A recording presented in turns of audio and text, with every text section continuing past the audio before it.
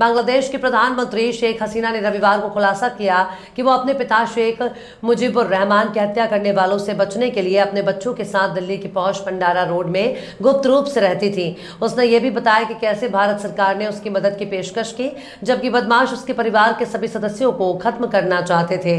नमाकू से हसीना ने 1975 का वो साल याद किया जब उन्हें जर्मनी में अपने परमाणु वैज्ञानिक पति के साथ जुड़ने के लिए बांग्लादेश छोड़ना पड़ा था।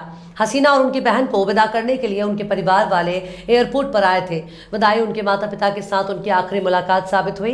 क्योंकि मेरे पति विदेश में थे, इसलिए मैं उसी घर माता पिता के साथ में रहती थी, तो उस दिन सब वहाँ थे।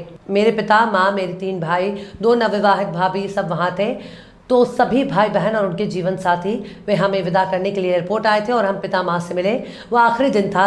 आप जानते हैं, हसीना ने समाचार एजेंसी ANI के साथ एक साक्षात्कार के दौरान बांग्लादेश के इतिहास के सबसे काले अध्यायों को याद करते हुए कहा।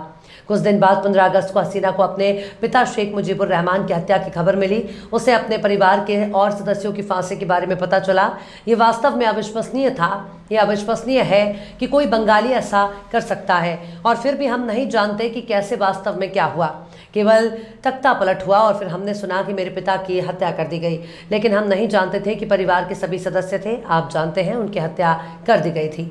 हसीना ने कहा कि भारत उनकी मदद करने वाले पहले देशों में से एक है। इंदिरा गांधी जी ने तुरंत सूचना भेजी कि वो हमें सुरक्षा और आश्रय देना चाहती हैं, इसलिए हमें विशेष रूप से यूगोस्लाविया के मार्शल टीटो और श्रीमती गांधी से प्राप्त हुआ।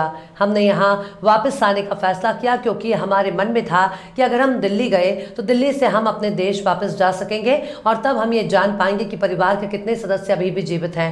बांग्लादेश के प्रधानमंत्री ने कहा कि हसीना फिर दिल्ली लौट आई और उसे भारी सुरक्षा के बीच रखा गया क्योंकि उसके पिता को मारने वालों ने अन्य रिश्तेदारों के घरों पर भी हमले किया और उसके कुछ रिश्तेदारों को मार डाला।